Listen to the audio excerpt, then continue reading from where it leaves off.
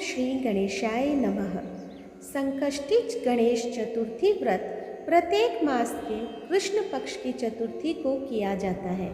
भाद्र पक्ष मास के कृष्ण पक्ष की चतुर्थी को किया जाने वाला व्रत भाद्रपद संकष्टी गणेश चतुर्थी व्रत कहलाता है।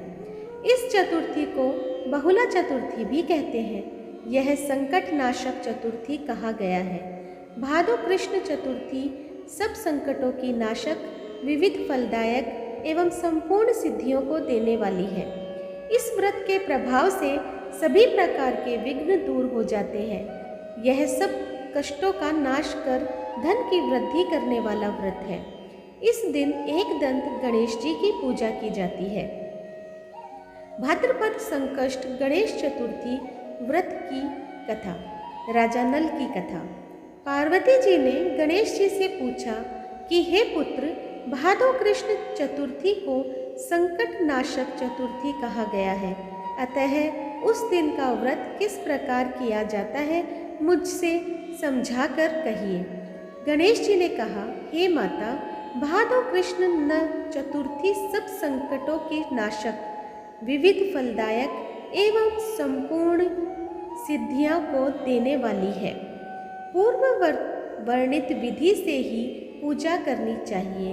हे पार्वती, इस व्रत में आहार संबंधी कुछ विशेषताएं हैं, उन्हें बतला रहा हूँ। श्री कृष्ण जी कहते हैं कि हे युधिष्ठिर, पुत्र की ऐसी बात सुनकर पार्वती जी ने उनसे पूछा कि आहार एवं पूजन में क्या विशेषता है, उसे कहिए। गणेश जी ने कहा कि गुरु द्वारा वर्णित प्रणाली से इस दिन भक्ति भाव से पूजन करें। चतुर्थी के दिन प्रातः नित्य कर्म से निवृत्त हो तो व्रत का संकल्प करें। तत्पश्चात रात्रि में पूजन और कथा श्रवण करें। पूर्व काल में नल नामक एक पुण्यात्मा और यशस्वी राजा हुए। उनकी रूपशालिनी रानी दमयंती नाम से प्रसिद्ध थी। एक बार उन्हें शापग्रस्त होकर राजच्युत होना पड़ा और रानी के वियोग में कष्ट सहना पड़ा। तब उनकी रानी दमयंती ने इस सर्वोत्तम व्रत को किया। पार्वती जी ने पूछा कि हे पुत्र, दमयंती ने किस विधि से इस व्रत को किया और किस प्रकार व्रत के प्रभाव से 3 महीने के अंदर ही उन्हें अपने पति से मिलाने का संयोग प्राप्त हुआ, इन सब बातों को आप बतलाइए। श्री कृष्ण ने कहा कि हे युधिष्ठिर, पार्वती जी के ऐसा पूछने पर बुद्धि के भंडार गणेश जी ने जैसा उत्तर दिया उसे मैं कह रहा हूँ, आप सुनिए। श्री गणेश जी कहते हैं कि हे माता, राजा नल को बड़ी बड़ी आपदाओं का सामना करना पड़ा। हाथी से हाथी और घुड़साल से घोड़ों का अपहरण हो गया। डाकुओं ने राजकोष लूट लिए और अग्नि की ज्वालाओं में घिरकर उनका माल भस्मात हो गया। राज्य को नष्ट करने वाले मंत्री लोगों ने भी उनका साथ छोड़ दिया। राजा जुए में सर्वस्व गवा बैठे। उनकी राजधानी भी उनके हाथ से निकल गई। सभी ओर से निराश और असहाय होकर राजा नल वन चले गए। वन में रहते समय उन्हें दमयंती के साथ अनेक कष्ट झेलने पड़े। इतना ही नहीं, उनका उनकी रानी से भी वियोग हो गया। तत्पश्चात राजा किसी नगर में काम करने लगा, रानी किसी दूसरे नगर में रहने लगी तथा राजकुमार भी अन्यत्र नौकरी करने लगा। जो किसी समय रानी और राजपुत्र कहे जाते थे, वे ही अब भिक्षा मांगने लगे। तरह तरह के रोगों से पीड़ित होकर, एक दूसरे से विलग होकर, कर्म फल को भोगते हुए दिन बिताने लगे। एक समय की बात है कि वन में भटकते हुए दमयंती ने महर्षि शरभंग के दर्शन किए। उसने उनके पैरों पर नतमस्तक हो हाथ जोड़कर कहा।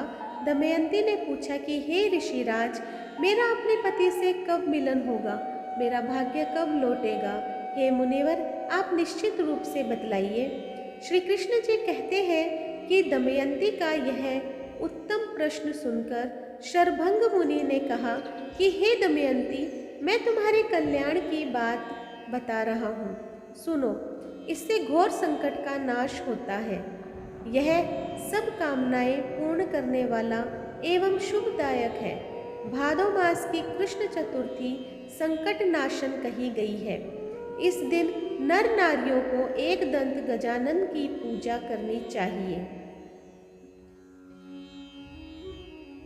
विधि पूर्वक व्रत एवं पूजन करने से ही हे रानी तुम्हारी संपूर्ण इच्छाएं पूरी होगी। 7 महीने के अंदर ही तुम्हारा पति से मिलन होगा। यह बात मैं निश्चय पूर्वक कहता हूँ। गणेश जी कहते हैं कि शरभंग मुनि का ऐसा आदेश पाकर दमयंती ने भादों की संकटनाशिनी चतुर्थी व्रत प्रारंभ किया और तभी से बराबर प्रति मास गणेश जी का पूजन करने लगी। 7 ही महीने में हे राजन, इस उत्तम व्रत को करने से उसे पति, राज्य, पुत्र और पूर्वकालीन वैभव आदि की प्राप्ति हो गई। श्री कृष्ण जी कहते हैं कि हे प्रथा पुत्र युधिष्ठिर, इसी प्रकार इस व्रत को करने से आपको भी राज्य की प्राप्ति होगी और आपके सभी शत्रुओं का नाश होगा, यह निश्चय है। हे राजन, इस प्रकार मैंने सभी व्रतों में उत्तम व्रत का वर्णन किया। यह सब कष्टों का नाश करता है, आपके भाग्य की वृद्धि करेगा। यह सब कष्टों का नाश करता हुआ आपके भाग्य की वृद्धि करेगा। तो दोस्तों, आज मैंने आप लोगों के सामने भाद्र पक्ष की संकष्टी गणेश चतुर्थी व्रत की विधि बताई है। आप लोगों को कैसी लगी मुझे कमेंट बॉक्स में ज़रूर बताइएगा। और जो लोग मेरे चैनल पे नए हैं प्लीज़ सब्सक्राइब कर दीजिए, लाइक कीजिए, शेयर कीजिए अपने दोस्तों और परिवार में, और इसी तरह मेरा सहयोग करते रहें। धन्यवाद।